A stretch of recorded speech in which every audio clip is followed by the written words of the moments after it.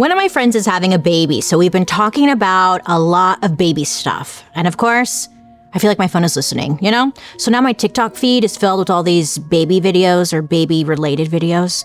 Usually I just scroll past them, but the other day, one of them caught my eye. It was a viral video all about how this girl got pregnant because she took Mucinex. You know, that medicine for chest congestion, sinus-related issues. I know, I was like, what? Huh? I thought this was a fake video, but as I did more research, it turns out thousands of people have tried this and tons of them swear by it. And apparently, the logic is that this active ingredient in Mucinex, it's called guaifenesin, it thins mucus, right? Not just the mucus in your lungs or whatever, but also down there, in that area. I guess it makes things a little bit easier for sperm to swim through. Some studies they actually back this up, but mostly it's one of those things where people swear it worked for them, and now it's on the internet, and therefore it's true. But here's the thing, this is nothing new. Since the dawn of time, humans have been trying desperately to multiply. People have been drinking strange potions, performing controversial rituals, and even worshiping a metal penis for centuries. When it comes to making babies, people will try anything. So today, we're diving into the weird, wild, and sometimes terrifying dark history of fertility. From urine cocktails to pussy demons, buckle up. It's gonna be a ride.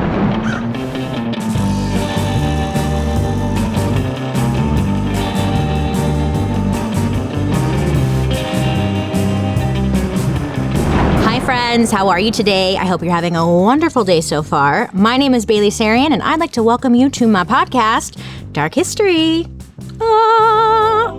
Here, we believe history does not have to be boring. It might be tragic, sometimes it's happy, but either way, it's our dark history. Before we get into it, don't forget to like and subscribe. I'm always here posting new content.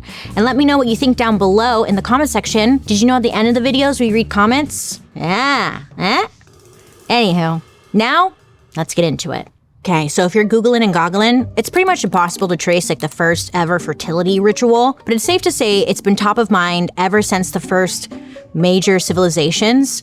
Think like ancient Egypt and Mesopotamia. Pretty much every culture has had their own version of what to do if you're trying to get knocked up. For example, in ancient Hindu beliefs, they believed that the Kama Sutra was a fertility guide. Yeah, it's not about being flexible and having some hot, steamy, flexible sexual relations. It was actually there to help you get pregnant. But ancient Hindu beliefs tied specific foods and rituals and even, sexual positions to getting pregnant. Makes sense, right? Some temples were even covered in carvings of people having sex because they believed it was a sacred act that encouraged the gods to bless them with children. Like most of my favorite things, tattoos, perfume, makeup, medicine, some of the oldest recorded fertility rituals started in ancient Egypt. Okay, listen, you're living in ancient Egypt. You're sitting in a temple doing a prayer when all of a sudden, boom, someone flashes the gods. Ass out, puss out, just out. Today, you might get arrested for this kind of behavior, but back then, this was actually a fertility ritual. It was called anasurma. According to legend, one day the sun god Ra was in a terrible mood. So the goddess Hathor, who was all about love, motherhood, and joy, lifted up her robe and essentially flashed Ra, to cheer him up. Apparently it worked, and Ra was excited about life again. So the point of anasurma wasn't just shock value. People truly believed that if you lifted up your skirt and you showed your lower regions to the gods, it would encourage fertility and abundance. And this wasn't just the Egyptians either. In many ancient cultures like Greece, there were lots of fertility rituals that involved doing scandalous things in public. Do you ever start a new job and suddenly realize your personal phone is now your business phone too? I know. 1 minute I'm texting Joan about Ronald Reagan. The next, a stranger is calling about a collaboration. It's 10 p.m. on a Tuesday. And I'm like, how'd you get my number? But also, if you miss that call, it could cost you money. And that customer is gone. And in this economy, we can't be doing that. But OpenPhone changes all of that. OpenPhone is the #1 business phone system that helps you stay connected without the chaos. It works right through an app on your phone or computer, so you don't have to carry around 2 phones like you don't have to carry around 2 phones. Or like deal with a landline, like it's 1994. But I kind of dream of that. I miss a landline, huh? I dream. Okay. Personally, I used to think, I'll just like keep everything on one phone, like it'll be totally fine. But turns out it's a mess. It's a mess. My voicemail was a disaster. I kept missing important calls because I was like, that's a spam call. And turns out it wasn't a spam call. And also I had like 0 boundaries. With OpenPhone, they helped me separate my business life from my personal life, now without sacrificing anything. So now when I get a text at midnight, it's from my boyfriend and not someone trying to like sell me some Mary Kay or something. No offense or anything, but people do that. Yeah. And right now, OpenPhone is offering my listeners 20% off your first 6 months at openphone.com/darkhistory. That's OpenPhone, OpenPhone.com/darkhistory. And if you have existing numbers with another service, OpenPhone will port them over at no extra charge. OpenPhone. No missed calls, no missed customers. According to the logic of ancient Egypt, another sure way to get some answers about a person's fertility was by peeing outside. I mean, okay, go on. Well, people back then were asking a lot of the same questions. Am I pregnant? Can I even get pregnant? And without labs or OBGYNs, Egyptians turned to what they did have: urine and crops. It went like this. A person who thought they might be pregnant or was trying to figure out if they were fertile would pee on a handful of wheat and barley seeds. The seeds were left to soak and sprout for a few days. If the wheat sprouted, then they said it was a girl. If the barley sprouted, then it was a boy. And if nothing happened, well, it was believed that you probably weren't pregnant. And unfortunately may not be able to get pregnant at all. Yeah, so if you don't want to go buy a pregnancy test, just go outside and pee and see what happens. This little test was also used for men. So even back then, people knew that infertility could be an issue for men just as much as for women. So when there was difficulty conceiving, it was normal for husbands to test their quote unquote fertility waters, unquote. So they'd pee, same thing, And if nothing grew from his sample, then the problem might be on his end. It sounds a little weird, okay. But modern scientists actually tested this out, and there's some truth to it. When a woman gets pregnant, her body surges with hormones, especially the hormone estrogen. And estrogen can actually cause grains to sprout faster. Now, ain't that something? Ancient Egypt, they were doing some shit. Right? So this wasn't just ancient superstition. It was early biochemical testing. So if you find yourself in a wheat field, I guess you can just pee on the wheat or the grains or the soil. Instead of buying a pregnancy test, they are kind of pricey and bad for the environment. So an option. Step 1, find a wheat field. Okay. But listen, this is just the tip of the iceberg. Ancient Rome, they were very big on fertility. So they even had a fertility festival, and we talked about it in our Valentine's Day episode. It's called Lupercalia. Go check out that episode if you want. We get into it. But listen, this was the earliest version of Valentine's Day. But instead of, roses and chocolate and whatever, guys were just kind of running around the streets, whipping naked ladies with goat skins. For fertility. Makes a lot of sense. Does it? No, but it kinda, no, it doesn't. It doesn't make sense. But they did. So follow me on a journey here. In the year 77 AD, a famous writer named Pliny the Elder published an encyclopedia with some crazy thoughts and suggestions. It was called Naturalis Historia, and it was basically the Wikipedia of ancient Rome. If you read it now, if you Google it, oh man, the weird stuff that he said in there, wow. But listen, back then, this was the book about everything you needed to know about the world. Pliny wrote about medicine, botany, astronomy, animals, literally everything. But people took his advice like very seriously. And he even had a few ideas about fertility. In the middle of this book, things get it's kind of all a little weird, but whatever. See, Pliny was all about urine. He didn't see it as like some sort of filter system. Instead, he writes about how urine can be used as medicine and even be life-saving. Yeah. He even wrote that if anyone was struggling to get pregnant, all they had to do was drink a little urine. But not just any urine. Nay. Special urine. Urine from a eunuch. Yeah, we did a eunuchs episode. Shout out to that. If you want to watch it. That's also crazy.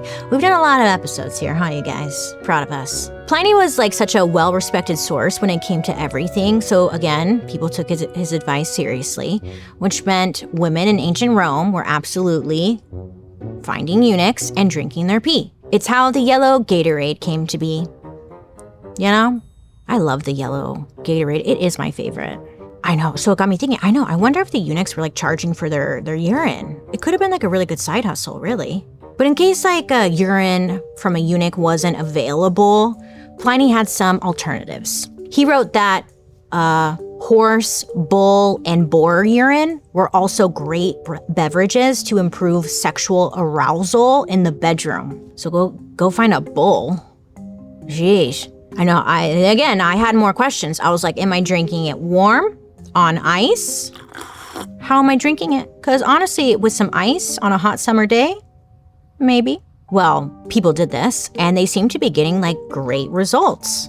It's not clear exactly how much urine Pliny was instructing people to drink, or for how long, but he did. And what I'm really getting at is that every culture had their own version of a fertility hack. Over in China, they weren't drinking eunuch pee. Instead, they were turning towards something that's been called the caviar of the East. This is a delicacy that costs more than you know, more than rent, more than a lot of things. I can't think of things, but it was expensive, very expensive, and sought after. It was bird spit. Ah, yes, bird spit. Really, what do you mean, bird spit? Listen, go to a bird, say, spit in my mouth. No, I'm just kidding. I don't know what's more weird, though, the bird spit or drinking urine from a bull or eunuch. Which one would you do? So it's not just any bird. This was a special little creature called a swiftlet, like the sweeper. Swiftlet. But it's a tiny bird that doesn't use twigs or leaves to build its nest. It's actually incredible. It builds its nest out of its own saliva. Wild. Like the bird, it spits, right? Spits its spit, and then the spit, it hardens, and it keeps spitting until it builds a full nest. Wild. The swiftlets build their nests specifically on cliffs and in caves, so if you're trying to get it, it's not like an easy place to get it, you know? But ever since the 1500s, people have been obsessed with getting a hold of these nests. But they weren't collecting them for fun. Instead, people would eat the nest. That's because these swiftlet nests are edible bird nests. And there's an acronym for it, EBN, edible bird's nest. I mean, if you really think about it, isn't anything edible? So edible bird's nest was like a very high-end health potion for the Chinese elites. You know, we still have that thing today. Remember when wheatgrass shots were like all the rage? Or like if you go to that bougie Air One place and get one of those like Hailey Bieber smoothies, it's like that crap. Sorry, it's not crap. It was believed if you ate these EBNs, it was believed that they made you look younger, boosted your immune system, cured coughs and colds, and improved fertility. In traditional Chinese medicine, swiftlet nests were believed to nourish the yin, aka your feminine energy. And yin was linked to fertility, menstruation, and childbirth. So women who were trying to conceive would eat bird's nest soup to prepare their bodies for pregnancy. Some even continued eating it during pregnancy to help like their baby grow strong and healthy. People used to collect these nests from cliff ledges and like caves, but The sad thing was like they weren't really looking in the nest before grabbing it. So like many eggs and baby swiftlets, they didn't survive. Nowadays, there are actual like bird spit farms, and they're designed like in giant concrete buildings to attract the swiftlets so that they'll build their nests indoors, because like people didn't want to climb to the top of a cliff or whatever. It wasn't very safe. So after harvesting, the nests have to be soaked, cleaned, and defeathered by hand, which can take hours. And all of this gets baked into the cost. So expensive. And even to this day, you can find EBN in all kinds of things. Like I saw some EBN face masks for sale. Yeah, still using it. But traditionally, it's the main ingredient in bird's nest soup. Edible bird's nests cost anywhere from $2,000 to $10,000. And for that price, you would hope that it tasted good, right? But people say it tastes pretty bland, kind of like gelatin. But I don't think that's the point. They're just trying to get pregnant or look young or whatever, But it's usually served in like a sweet broth and sometimes with sugar or ginseng, kind of like a watery Jell-O pudding. At the end of the day, it's not about the taste, The idea is that this bowl of soup could make you look younger, feel better, and get pregnant faster, or get pregnant, period. So it makes sense that bird's nests were very popular among the royals all the way into the 20th century. It was said that one empress ate bird's nests all the time. Her name was Empress Cixi, and she was a major fan of luxury and traditional Chinese medicine. According to court records, Cixi ate bird's nest soup a lot, mostly because she believed it would preserve her youth, boost her health, and keep her just looking radiant. Yes, okay, honestly, it kind of worked because Cixi lived into her 70s, which was a big deal at the time. Most people lived to be about 20 or 30 years old, and she lived in her 70s. So she's like, bird soup, bitch. Spit in my mouth, bird. Aww. Even in Cichi's later years, people noted her smooth skin and commanding presence. It was like free PR for EBN. But even after trying the bird's nest soup, many people, still struggled with infertility. And for some, it seemed like nothing really ever worked. And obviously, this is before science had explanations as to why. So people jumped to their own conclusions and explanations. And that's what led them to one of the most controversial fertility theories out there. I'm talking about the pussy demon. Okay, so the other night I was up scrolling on my phone like a dummy, and I'm spiraling. Not about conspiracies or true crime, about a weird spot that I had on my stomach area that I've been meaning to get it checked out. Normally I'm pretty up to date on getting my moles checked, but it had been a while since I had gotten this one checked. So I was like, you know what? I need to make an appointment. But every time I make an appointment, it turns into this whole it's like you gotta call during business hours, but their business hours are the same as your business hours, and it's like, I'm working, so how am I supposed to get a hold of you? Or you get on the phone and you get transferred or put on hold and they have that crappy music just to be told yeah, our next availability is in 6 months. Does that work for you? And you're like, I don't know. I don't know what I'm doing tomorrow. So, sure. Okay. But you know what? It doesn't have to be like that. That's because we have ZocDoc. Yeah, I love ZocDoc. If you don't know, ZocDoc is a free app and website where you can search and compare high-quality in-network doctors and click to instantly book an appointment. You can filter by doctors who take your insurance, who are nearby, who have openings soon, like the next day, the next week, whatever. And you can even find ones who speak your language or match whatever other preferences you have. It used to feel like scheduling doctor's appointments were just a chore, right? But with ZocDoc, they make it so easy. There's no excuse. You just search, you click, boom, you are booked. And I highly recommend it. I just went and I got this mole. You want to see? I got this mole checked out.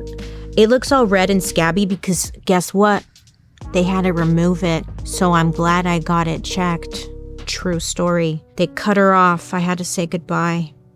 But it was needed. It was important. Get your moles checked. So stop putting off those doctor's appointments and go to ZocDoc.com/darkhistory to find and instantly book a top-rated doctor today. That's ZocDoc.com/darkhistory. ZocDoc.com/darkhistory. ZocDoc.com/darkhistory. So imagine this.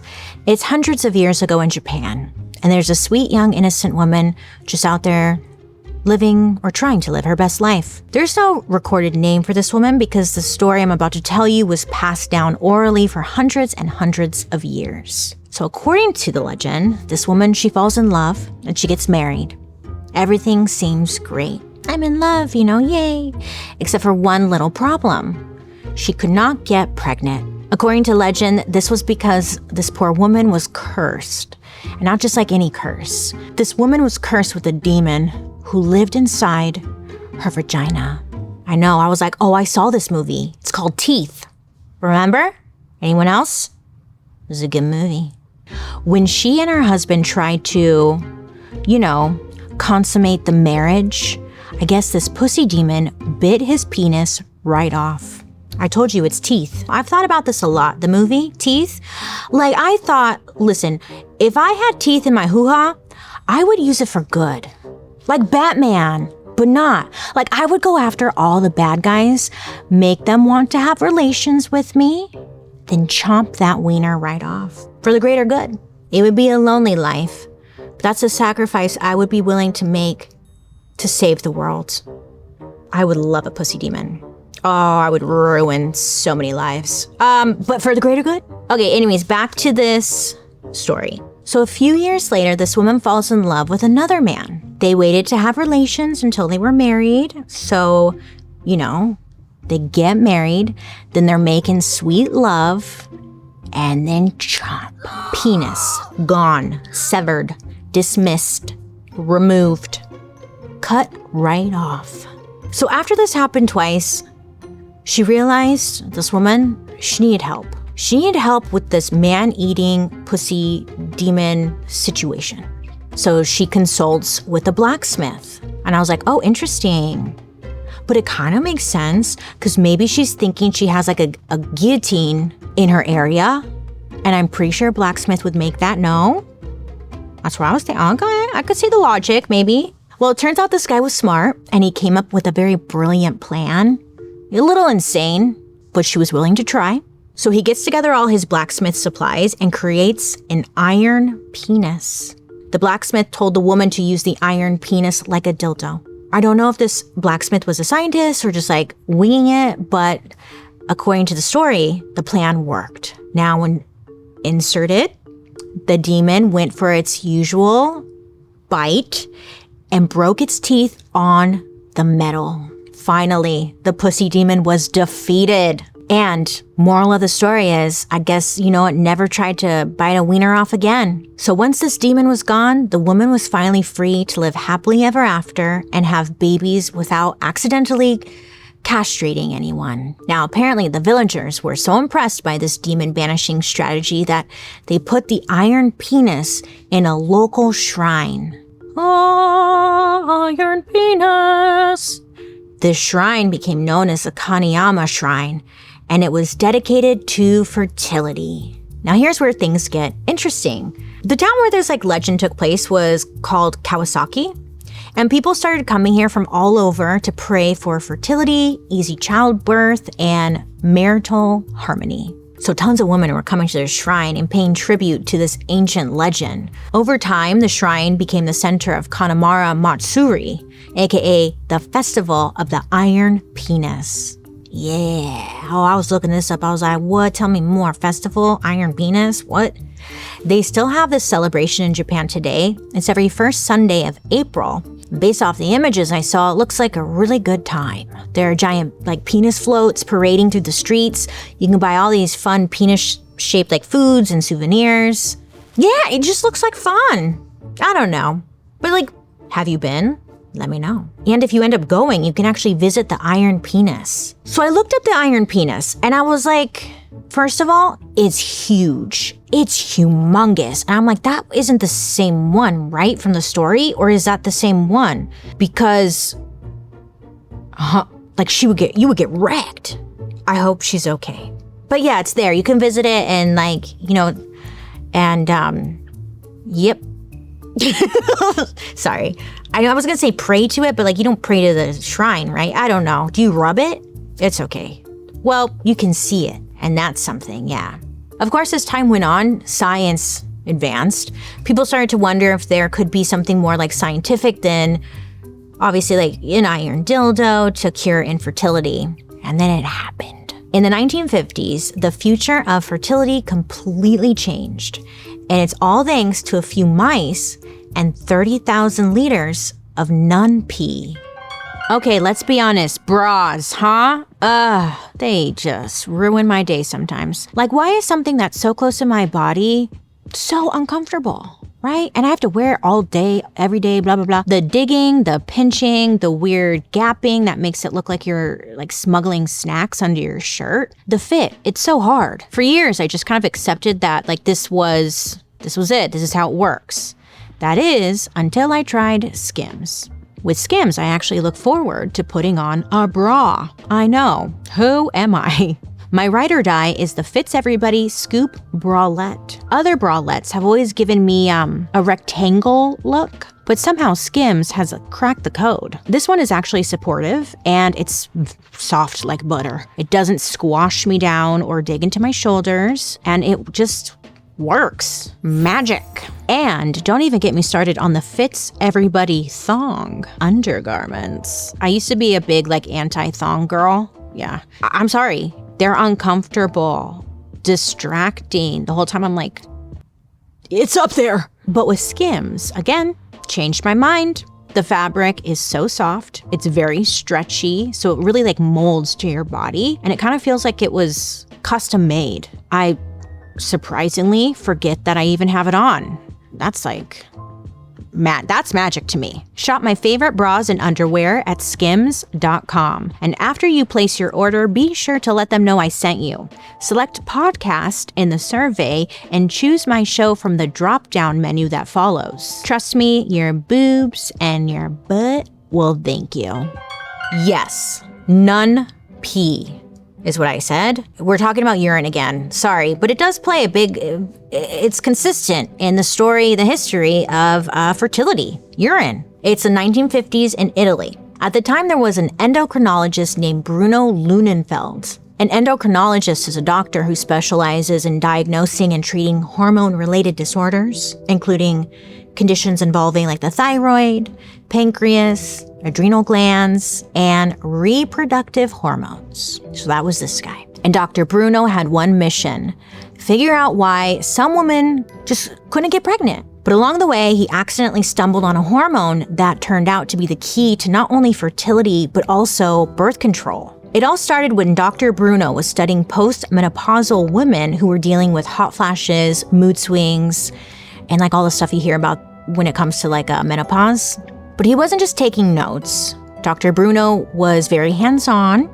He was also collecting their urine. He had a feeling that as these women were going through menopause, they like had to be losing certain hormones, maybe like through their urine. Idea? So he would take urine samples that he collected from these women, and then he would inject them into young female mice. Look, he tried a lot of things. He didn't just like come up with this on day one, okay? And then the craziest thing happened to these little mice after he injected them. Their ovaries went into overdrive. These mice were just super fertile. They just were ready, primed and ready to go. So Dr. Bruno was like, what's in this urine? Interesting, I should drink it. No, I'm just kidding, he didn't. But like, he was wondering, what's in this urine? Turns out the urine of postmenopausal women was full of something called human menopausal gonadotropin, or HMG. So this is a hormone that can literally jumpstart ovulation. Ovulation is the window of time when a woman like can get pregnant. You can get pregnant anytime, but like when you're ovulating, like that's the best time you can get pregnant. You know what I'm saying? So just like that, Dr. Bruno had discovered the golden ingredient for the first fertility drug in modern medicine. But getting this hormone wasn't exactly easy. In fact, it took an entire day's worth of urine from 10 women just to make like a single dose. So he's thinking to himself, where can I find a ton of women who are definitely not pregnant and are willing to donate their urine for science. And that's when he comes up with nuns. So Dr. Bruno and his team decided to work with postmenopausal Catholic nuns because their celibate lifestyle guaranteed there would be zero risk of contaminated urine. I mean, pure, steady hormone machines were these women. And these nuns were very generous. In the first year working with Dr. Bruno, over 100 nuns donated their urine, which came out to a whopping 30,000 liters of urine. So he used all of that holy pee to create 9,000 vials of this new fertility drug called Pergonal. And the impact was huge. Pergonal helped lead to the very first in vitro fertilization, or IVF pregnancy, in the United States. And it's been used in countless fertility treatments worldwide ever since. But at the same time, this wasn't just about babies. Dr. Bruno and his team were working right after World War II had ended, and people were mourning for the millions of lives that were lost, and part of rebuilding meant repopulating. You know, little mouse experiment that Dr. Bruno had started was actually coming at kind of the perfect time. Even the Pope gave his blessing. The Vatican was officially down for the nun urine fertility program. So the next time you hear someone talking about hormone therapy or IVF, think about all the nun urine that went into that. It's pretty wild, huh? Miracle baby, all from nun urine. You know when you open your closet and you stare at it and you're like, wow, I have clothes, but I have nothing to wear. And there's a reason. I have 18 black tank tops, but for every one I could be like, that one's stretched out. I don't like the crop on that one. That one doesn't fit my boobs right.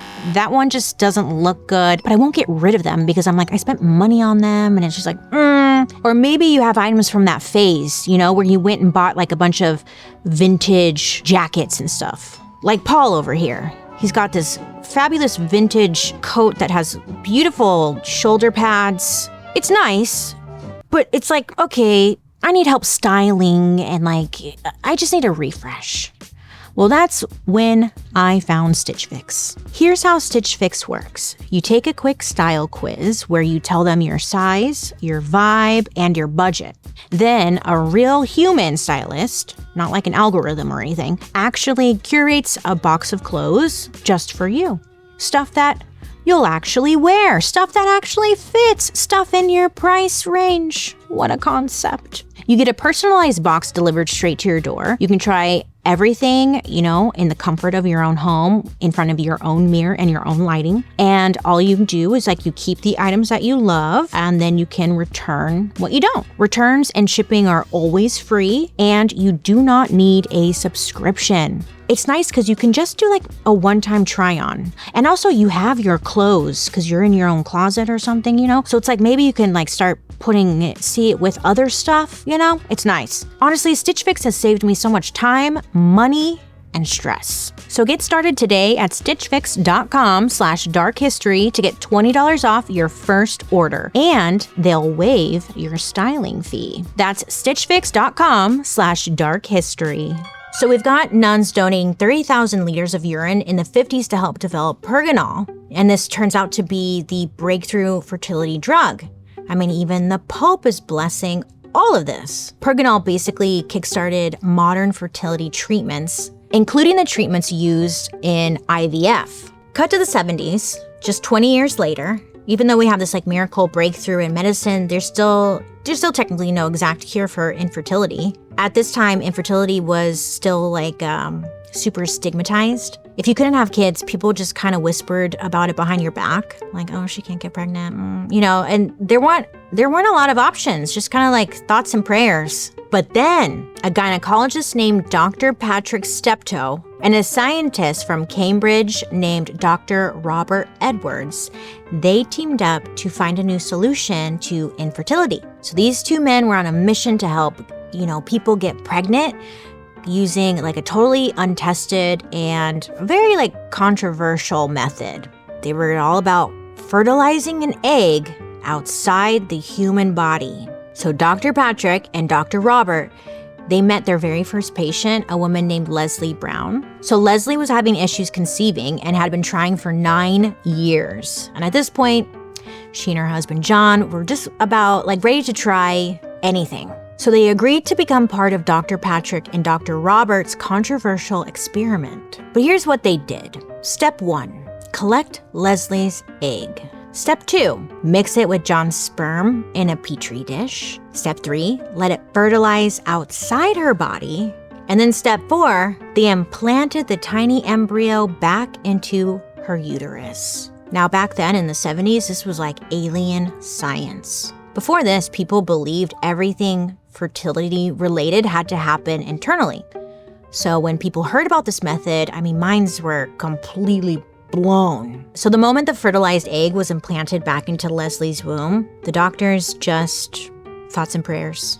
They held their breath, The fate of this one embryo could make their 10 years of research and 80 unsuccessful procedures finally count for something. Leslie goes home and she just carries on life as usual, but she knew something monumental was happening inside her. Then she got the news, her hormone levels were rising. The embryo had implanted, and against all odds, she was pregnant. What? Yeah. Wild. Leslie was stunned. She's grateful. She's terrified. She's like, what? Literally no one, knew what was going to happen next.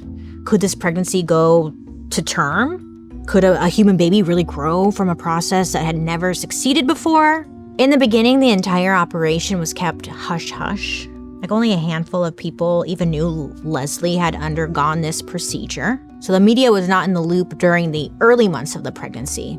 So Dr. Patrick and Dr. Robert were very protective, not only of Leslie, but the experiment itself, because if anything went wrong, they didn't want it in the public eye, But as the pregnancy progressed, that's when word started to spread. By the time her due date approached, the press had caught wind of the story and went crazy. Reporters and photographers were camping outside the hospital. The secret was out and the world was watching.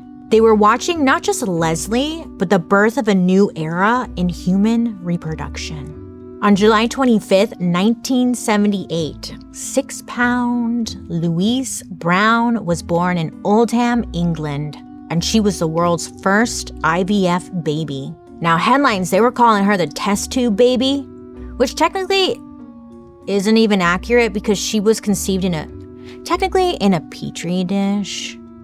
There was no test tube, whatever, but they're getting a little crazy. People freaked out. They were thinking this was somehow a sign of the end of the world. Yeah, it went a little extreme. There were wild rumors that IVF babies wouldn't have souls, or they would come out with horns, or that Louise would grow up sterile, insane, or that she would literally glow in the dark. It's can't you just be positive and try and be positive here? Jeez. And the Catholic Church, they seemed to be the most upset out of everyone. All of a sudden they were wait a minute, what are you doing with that nun pee? IVF? No. They believed that was playing God. They were fine with letting nuns pee in buckets, for hormone injections, but not with IVF. According to the church, this was because IVF separated procreation from the quote-unquote sacred act of sex. On top of that, it was believed that IVF was destroying unused embryos, which to the church was the same thing as murder. When you're going through the process of IVF, sometimes multiple embryos are created, but only 1 or 2 are used.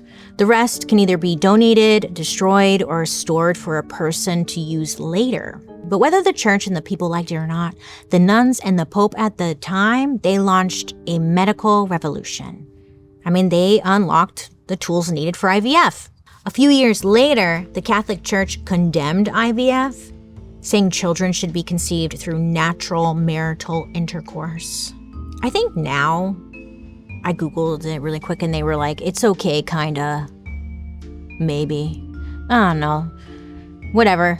Anyway, all this panic led to a lot of insane theories about how Miss Louise Brown, the first IVF baby, would turn out as an adult. And, spoiler, Louise grew up normal. She didn't have horns. She didn't glow in the dark. She had a soul. She would go on to live her life, have her own family, and to this day, she serves as an ambassador for IVF organizations. The downside of IVF is that the average treatment can cost between $15,000 and $30,000, and that's a lot. I'm pretty sure we all agree that's a lot of money. And if it doesn't work, if your treatment doesn't work, like you don't get your money back.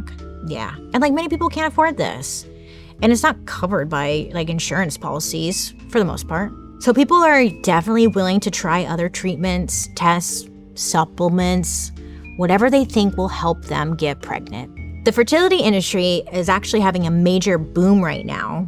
I mean, now that we understand pregnancy better on a scientific level, there's all kinds of treatments available. I mean, now everywhere you look, there's something. Like there's gummy bears filled with vitamins to allegedly help fertility, urine tests that can tell you exactly when you're most fertile based on hormones. There's ovulation trackers so you know when to have sex. There's at-home insemination kits. There's Mucinex. Yeah, I mean, I'm sure everyone has their tricks, all that. If you eat certain foods, whatever, we still have it. That's just the tip of the iceberg, really. Between IVF, fertility assessments, hormone treatments, medications, supplements, some major money is being thrown around. In 2023, the global fertility services market was valued at approximately $42.23 billion. The fertility industry is projected to grow to over $70 billion by 2030. Because at the end of the day, we still haven't found a magical pregnancy potion. We have come a long way from drinking eunuch pee and showing our hoo-ha to Ra, but that's history for you, you know? I mean, really, like nothing has changed. I mean, same pee, different era. We're still peeing on things. Kind of the same. Next time on Dark History, the other week I was invited to a baby shower. It feels like I'm getting invited to one every other month these days.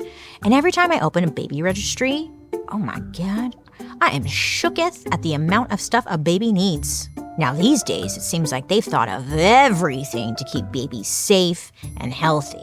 But that wasn't always the case. Baby products used to be about keeping babies quiet and out of the way of their parents, no matter the cost. I mean, entire companies were created around this idea, and this led to the deaths of thousands of babies in history. Join us next week as we dive into the dark history of toxic baby products. By the way, we're dark next week, so there won't be a new upload, but we'll be back on August 6th. I'd love to hear your guys' reactions to today's story, so make sure to leave a comment below so I can see what you guys are saying, and your comment might even be featured in a future episode. Yeah, now let's read a couple of comments you guys have left me. Zelda Boy left me a comment on our Amelia Earhart episode saying, "Fun fact, thanks to an orphanage fire, Amelia is my cousin." What do you mean? I need more. You can't just like drop this kind of comment and I'm just supposed to go along with it. What do you mean, thanks to an orphanage fire, Amelia is my cousin? What? I have some follow-ups here, Zelda Boy. Thanks to an orphanage fire, Amelia is my cousin. Cool.